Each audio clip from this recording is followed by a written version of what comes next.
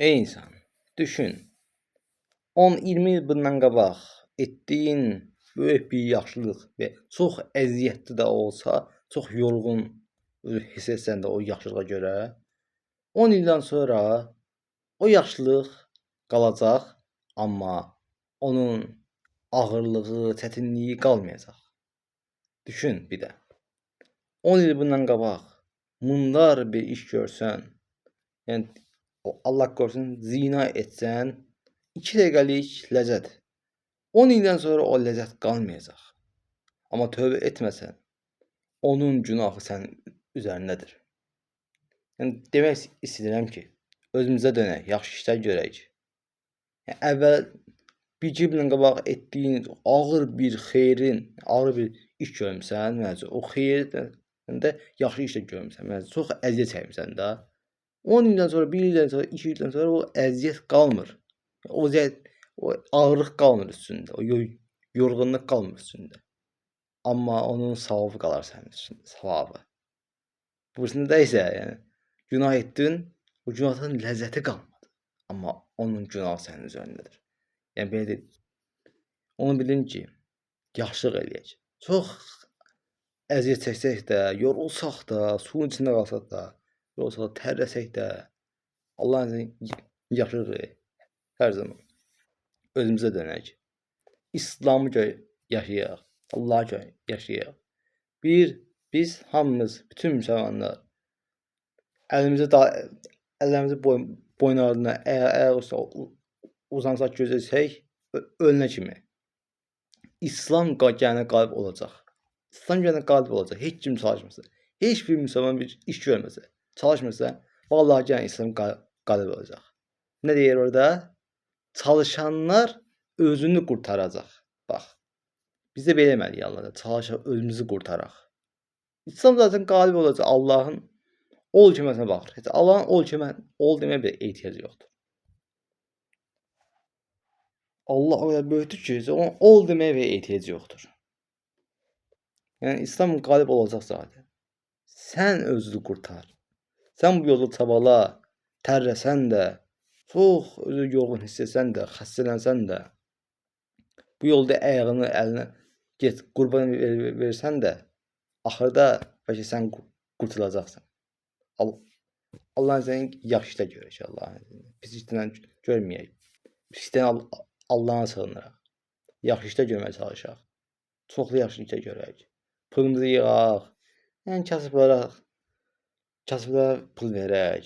Ehtiyac sahiblərinə verək və ya Ramazanda insanlara Quran kərim alıb insana dağıtmaq və ya axşamlar gizlicə Həzrət Ömər rədiyallahu anh kimi belimizdə un daşıyaraq cəmaatın ehtiyac sahiblərinə döyüb qaçmaraq, özümüzü göstərməyək, yaxşılığımızı sadəcə Allah bilərək, biz və ya Allah bilərək edək. Əvvəldən bir söz var, sağ əlin verdiyini sol əl bilməz. Belə demək, biz nə varıq?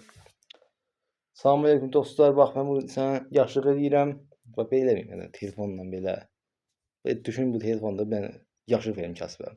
Belə deməyin heç vaxt. Yaxşılıq edin. Yaxşılıq sizlə Allah arasında olsun. İnsanlar arasında olmasın. Çünki kibrə görə, kibrə. İnsanda kibir var. Kibir olur. Mən yaxşılıq elədim, mən belə, kibir yaranır. Hədisdə deyir ki, hədis idi, ayət tam dəqiq bilmirəm, deyir ki, kibir olan qəlbdə, yəni kibir olan bir insan cənnətə gedənməz. Əgər bir insanda həm iman var, həm kibir var, daha çox hansı üstün isə o olacaq. Yəni iman daha çox onun üstün olacaq. Yəni cənnətə gedəcək. Məsəl üçün. Və ya çox günahın varsa, cəhənnəmə məsəl üçün. Yəni bir müddət günahları çəkən qədər. Allah'ın yaxşı işlər görək, pis işdən çəkinək, Allah'a sığınaq. Zikr edək, təheccüd namazları qılaq, nafilə namazları qılaq, yaxşı işlər məşğul olaq və ya əgər kimin gücü çatırsa, bir insan evləndirirsin. Çox həqiqətən bir xeyir vardır. Tanıdığım və tanıdığım bir müsəlman, bir müminəni müsəlman evləndirmək çox böyük xeyir var həqiqətən də. Şeytanın ən sevindiyi şeytan özündən Çağırır ki belə öz qullarına məsəl qullar deyil, məsəl üçün kömək kömək çağıra bildim. Köməkçilə. Köməkçilə çağırır ki, get bir iş gör. İnsanın günahı çoxdur, yəni.